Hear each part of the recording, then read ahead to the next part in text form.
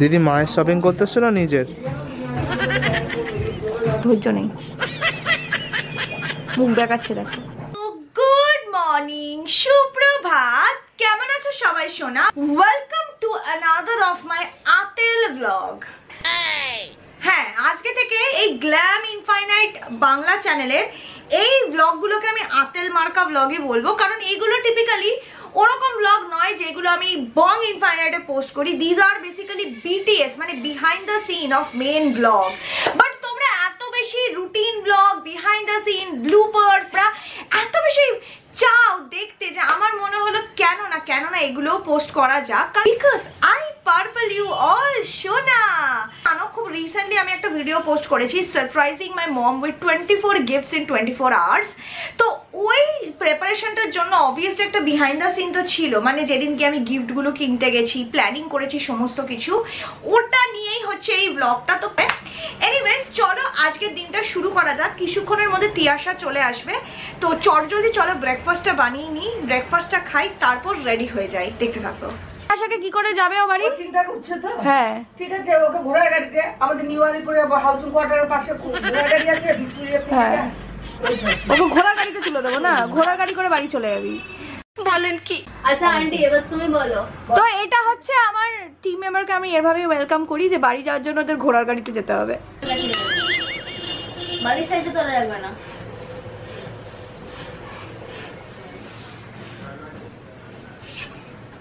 Glucon-D খাওনি? বাবা বাবা, আমার লাইফে সবথেকে বড় ভয় হচ্ছে কখনো যদি বেলুন ফুলাতে ফুলাতে ফেটে যায়। আমার হয়েছে এরকম লাল চ্যালেঞ্জে। লাল চ্যালেঞ্জ। তো তোমার কিরম লাগছে Tiyasha second day of work? ভালোই লাগছে, কি আছে বসে বসে তো কাজ করতে। তোমার কি আমাকে হিটলার বলে মনে হচ্ছে? একদম। ধীরে ধীরে দেখো, পেলে পেলে সব মিঠা হতা है। অলরেডি আমি 1 বছর কাজ করেছি, ঠিক আছে? এটা অফিসিয়াল। সত্যি না পায়াদের মতো দিদি হয় না, বকে এবার তারপর আদরও করে। প্লিজ ওয়ার্ল্ড বিগেস্ট ফ্যান বলবেন, আর যাই বলবে। I am scared of that line. তো আজকে অনেকদিন বাদে আই থিঙ্ক আমি একটা এরকম গেট রেডি উইথ মি শুরু করছি। এই গরমকালের জন্য না মেকআপ করা ইজ আ বিগ ট্রাবল। তো আমি যে আজকে মেকআপ রুটিনটা শুরু, এই গরমকালে রেডি হওয়া, মেকআপ করা ইজ আ বিগ বাম্বু। কারণ সত্যি কথা বলতে গেলে আমার তো এমনিতে অয়েলি স্কিন, আর প্রচুর ঘামে আমার ফেস। তো আমি জেনারেলি গাইজ একটা ফাউন্ডেশন আর একটু সানস্ক্রিন মিক্স করে মুখে লাগিয়ে নিই, then I apply a good concealer. তুমি বিবি ক্রিম, সিসি ক্রিম যা খুশি লাগাতে পারো, যেটা তোমার কমফোর্টেবল মনে হয়, শুধু সানস্ক্রিনও লাগাতে পারো। নেক্সট আমি ব্যবহার করি আমার মোস্ট ইম্পর্টেন্ট মেকআপ রুটিনের প্রোডাক্ট, যেটা ছাড়া আমি সামারের কথা ভাবতেও পারি না, সেটা হচ্ছে একটা কম্প্যাক্ট পাউডার।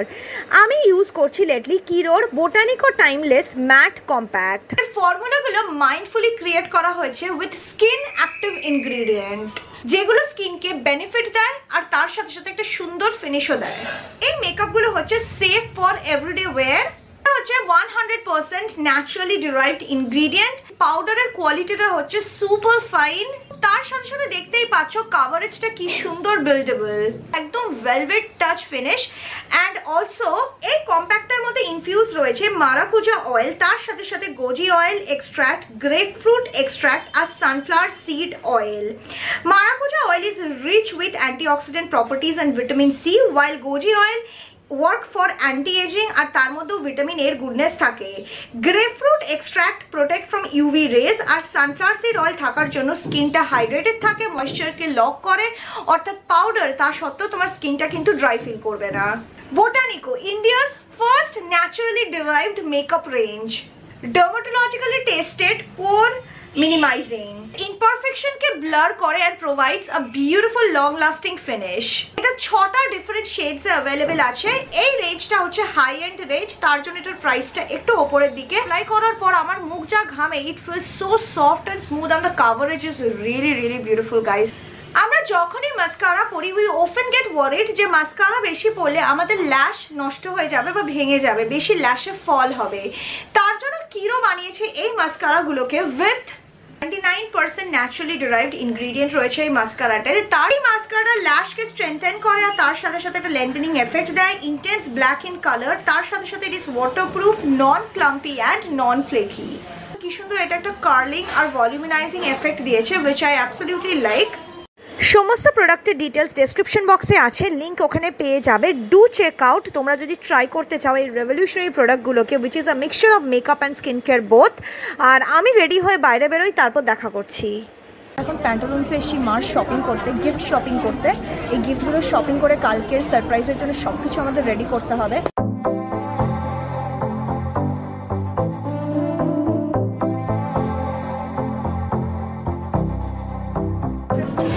দিদি মায়ের শপিং করতেছো না নিজের?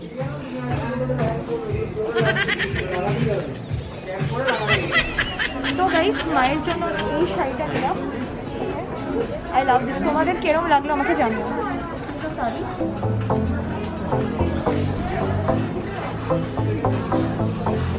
পারলি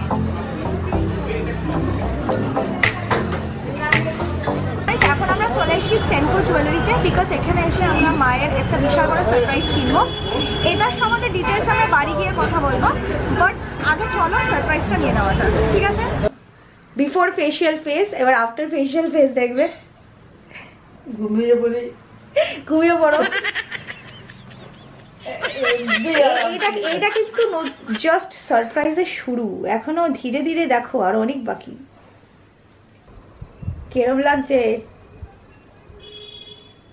বাবা, মা তোমার হচ্ছে ঘুমিয়েই পড়লো, নাক ডেকে এত আরাম লাগছে, সারাও দিচ্ছে না। তো গাইস, আশা করি মায়ের সারপ্রাইজ ভিডিওটা তোমরা প্রত্যেকেই দেখেছো, আর ওখানে আমি ডিটেলে সমস্ত কিছু শেয়ার করেছি, কি কি সারপ্রাইজ মাকে দেওয়া হয়েছে। আমি কাউকে আমার পিঠ চুলকানো, হাত পা চুলকানো বলি না। কেন?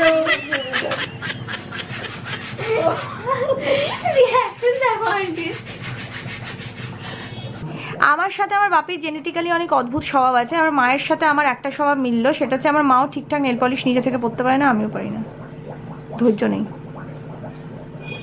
মুখ দেখাচ্ছে দেখো। তো শোনারা, মায়ের সারপ্রাইজ ভিডিওটা দেখলে তোমরা জানবে যে মায়ের জন্মদিনে আমি মাকে ইলিশ মাছ খাইয়েছিলাম। সেই রেসিপিটা তো ওদিন শেয়ার করিনি, বা আজকে আমি একটা ইলিশ মাছের রেসিপি তোমাদের সাথে অবশ্যই শেয়ার করব। এটাকে বলে সর্ষে ইলিশ, যেটা আমার আর আমার মায়ের দুজনেই ফেভারিট।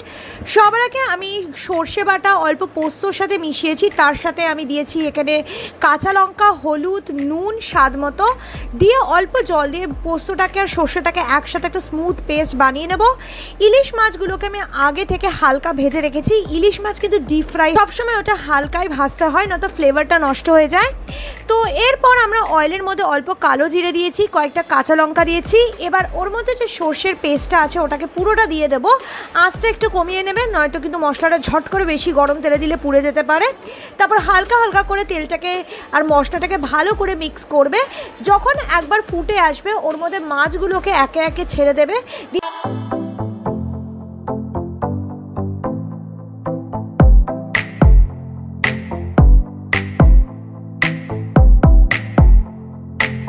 আবার একটু ভালো করে ফুটবে। এবার আমি ওপর দিয়ে অল্প একটুখানি লঙ্কার গুঁড়ো দিয়েছি, বিকজ আমার একটুখানি রেডিশ ইয়েলো কালারটা ভালো লাগে। এটা অপশনাল, তুমি দিতেও পারো, নাও দিতে পারো, ইটস ইয়োর চয়েস। ওপর দিয়ে আমি আরেকটু জল ঢেলে এবার এটাকে ফুটিয়ে নেব, নিয়ে তারপর নামিয়ে নেব। আর আমাদের সর্ষে ইলিশটা একদম তৈরি, প্রচণ্ড টেস্টি হয়। এটা গরম গরম ভাত দিয়ে খেতে না দুর্দান্ত লাগে। যদি তোমরা বানাও, শেয়ার করো আমার সাথে পিকচার্স। আমার ইনস্টা আইডি payel_দেশমুখ। মায়ের জন্মদিনের প্রিপারেশন ব্লগটা আই নো সেরকম ভাবে আমি তোমাদের সাথে শেয়ার করতে পারিনি যেভাবে আমি ভেবেছিলাম।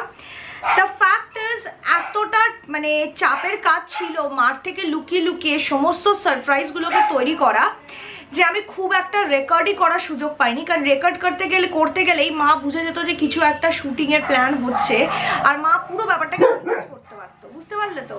তো তার জন্য আমি সেরকমভাবে বিটিএসগুলোকে রেকর্ড করতে পারিনি যেভাবে আমি সাধারণত করে থাকি। আর কালকে রাতেও ইনফ্যাক্ট আমি করতে পারিনি। মাকে সারপ্রাইজ দেওয়াও হয়ে গেছে, তোমরা ভিডিওটা দেখেই নিয়েছো আশা করি।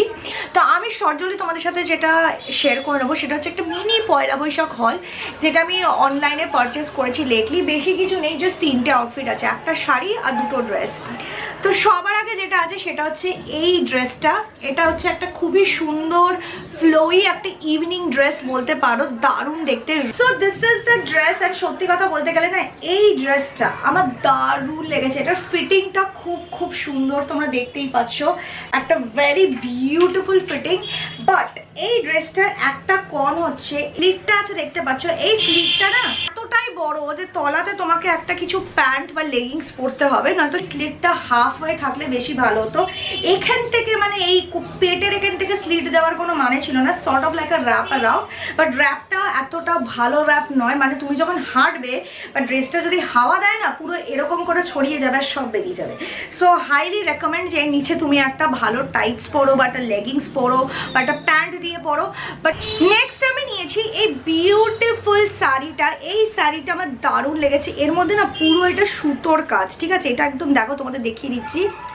পুরো শাড়িটার মধ্যে একটা সুতোর কাজ আছে। আর যে আয়নাগুলো দেখছো এই গ্লাস ডিজাইনগুলো, এগুলোও সুতো দিয়ে কাজ করা, তো তার জন্য এটা খুলে বেরোবে না। আর সুতোর কাজটা এত মিহিভাবে করা, তোমাদের উল্টো দিকটা দেখাচ্ছে, একদমই তোমাদের স্কিনের এগেনস্টে খসখসা ভাব লাগবে না। মেটেরিয়ালটা বেশ না একটু মোটা টাইপের মেটেরিয়াল, মানে জুট টাইপের মেটেরিয়াল হয় না, জুট মেটেরিয়াল এটা।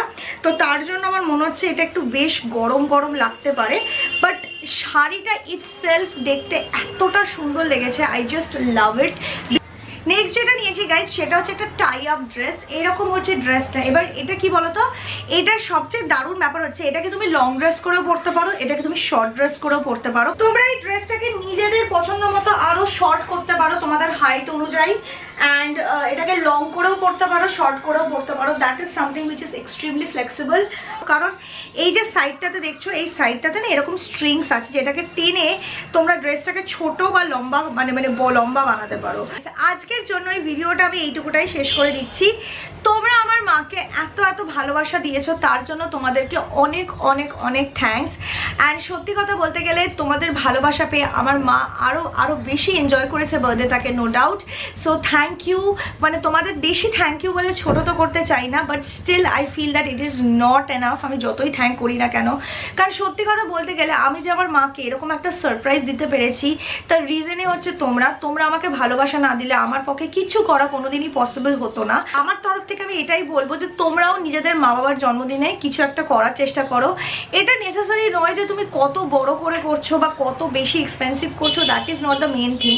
হোয়াট ম্যাটার্স তুমি যে ইনিশিয়েটিভটা নিচ্ছ না, যে ছোট জিনিসগুলো করছো, সেগুলোই কিন্তু মা বাবার কাছে সবচেয়ে বেশি ম্যাটার করে। না বাড়িয়ে চলো ভিডিওটাকে এন্ড করা যাক।